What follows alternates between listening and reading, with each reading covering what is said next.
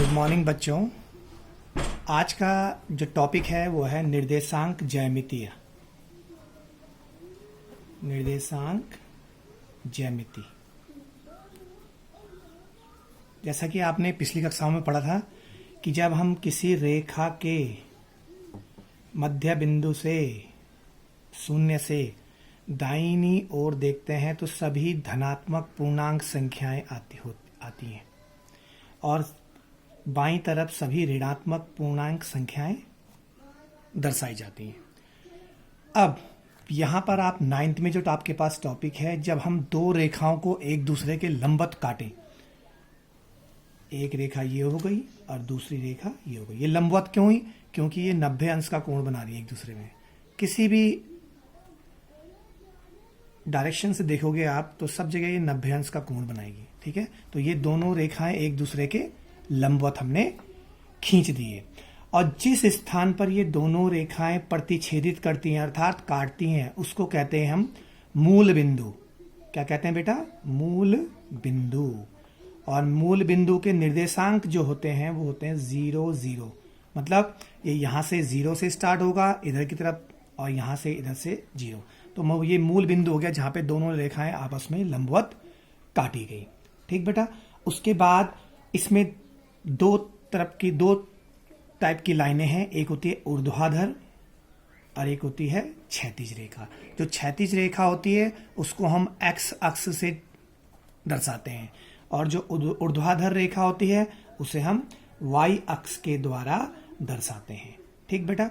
अब ये वाई अक्ष हो गया तो इसका ये अपोजिट, इसका ये युत्कर इस साइड कहलाएगा वाई डैश एक्स और इसी प्रकार ये x है तो इस तरफ कहलाएगा ये x डैश अक्ष। ठीक, तो x अक्ष में जितने भी बिंदु आएंगे वो सब धनात्मक पूर्णांक होंगे और x डैश में जितने भी बाईं तरफ आएंगे वो सब ऋणात्मक पूर्णांक होंगे। उसी प्रकार ऊर्ध्वाधर रेखा में y अक्ष में सभी धनात्मक पूर्णांक और y डैश में सभी ऋणात्मक पूर्णांक होंगे। और जब ये दो रेखाएं आपस में कटी तो चार भागों में जब ये बंट गया, इस चारों भागों का कहते हैं चतुर्थांश। क्या कहते हैं बेटा? चतुर्थांश। चतुर्थांश मतलब चौथा अंश, चतुर्थांश। यह आ गया आपका चतुर्थांश। तो कितने चतुर्थांश हो गए? 4 चतुर्थांश हो गए। अब ये 4 चतुर्थांश से बना ये फिगर को हम बोलेंगे कार्तीय तल। क्या कहते हैं इसे? कार्तीय तल। अब ये कहलाएगा इसका प्रथम चतुर्थांश, ये कहलाएगा इसका द्वितीय चतुर्थांश, ये कहलाएगा इसका तृतीय चतुर्थांश और ये कहलाएगा इसका चतुर्थ चतुर्थांश। तो 4 चतुर्थांश से बना तल कार्तीय तल कहलाता है।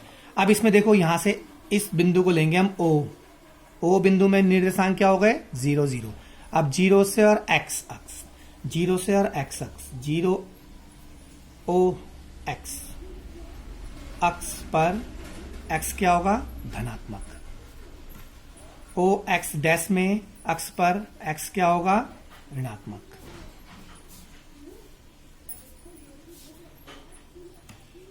ओ y अक्ष पर y क्या होगा? धनात्मक।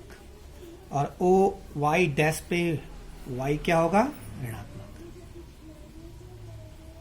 ठीक है बेटा। अब ये आ गए इनके। अब उसके बाद हम देखते हैं कि ये x अक्ष पर स्थित मान को हम क्या कहते हैं? भुज कहते हैं। जितने भी x अक्ष पे मान होंगे वो क्या कहलाएंगे? भुज। x अक्ष पर क्या मान होते हैं? x अक्ष पर मान कहलाते हैं भुज। क्या कहलाते हैं? भुज। और y अक्ष पर क्या कहलाएंगे सभी मान? कोटि। तो x और y मिलके क्या बनाते हैं? निर्देशांक बनाते हैं, x और y। तो ये कहलाएगा भुज x और y कहलाएगा कोटि। तो भुज और कोटि से मिलके क्या बना? आपका निर्देशांक बना। अब इनमें हम देखते हैं कि x अक्ष पर स्थित बिंदु के लिए कोटि का मान 0 होता है। अगर x अक्ष का पूछेंगे तो कोटि का मान क्या होगा? वहां पे 0। अगर x अक्ष में जो भी बिंदु है, देखो यहाँ पे y का मान क्या होगा? 0।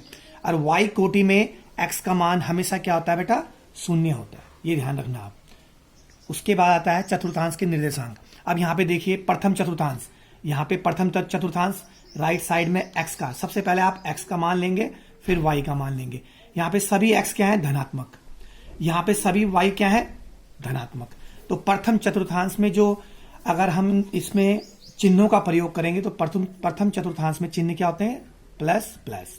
फिर उसके बाद द्वितीय चतुर्थांश के लिए पहले x देखेंगे, x अक्ष में क्या है यहाँ पे माइनस, y अक्ष में क्या है प्लस। तो y द्वितीय चतुर्थांश में माइनस और प्लस। उसके बाद तृतीय चतुर्थांश में x डैश हो गया माइनस, y डैश हो गया माइनस। तो तृतीय चतुर्थांश में जो चिन्ह है वो क्या आएंगे, माइनस माइनस। चतुर्थ चतुर्थांश में x हो गया प्लस, y हो गया माइनस। तो ये चतुर्थांश के क्या आ गए, आपके चिन्हों का प्रयोग भी आ गया। कि इसमें कई सारे क्वेश्चंस पूछे जाते हैं कि जैसे आपके पास आ गया कि 3 और 5 किस चतुर्थांश में होंगे, 3 और 5। तो 3 के पहले कौन सा चिन्ह है, धनात्मक। 5 के पहले कौन सा चिन्ह है, धनात्मक।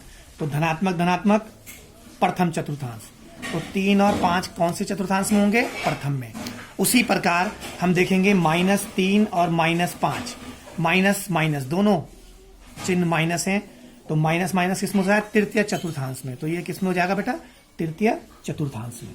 इसी प्रकार देखें हम अगर -1 और 5 माइनस प्लस द्वितीय चतुर्थांश। तो इस प्रकार हम चतुर्थांशों को बता सकते हैं कि ये अक्ष किस चतुर्थांश में है। जैसे अगर क्वेश्चन आ गया आपके पास कि बताइए 2 0, ये क्या है, तो आप क्या बोलोगे कि ये x अक्ष पर स्थित होगा, क्योंकि यहाँ पे y का मान क्या है, 0। अभी बताया था मैंने यहाँ पे आपको कि y क्या है, कोटि। अगर यहाँ पे y 0 है तो ये x अक्ष पे होगा। यहाँ पे 2 मान होगा x अक्ष में +2। अगर ये पूछा जाता है कि 0 3, तो आप बोलोगे इसमें कि ये y अक्ष पर स्थित होगा, क्योंकि यहाँ पे x का मान क्या है, 0 है। तो ध्यान रखना बेटा, जब दोनों में से एक 0 होगा तो वो अक्षों पर डिनोट होता है, और जब दोनों संख्याएं दी हों तो वो आपको बताएगा कि किस चतुर्थांश में है। तो ये आपका छोटा सा टॉपिक था आज का, और बाकी हम आपको कल पर समझाएंगे। ओके, इसको ढंग से देख लेना बेटा, एक बार जो नहीं आएगा उसको पूछ लेना आप व्हाट्सएप पर।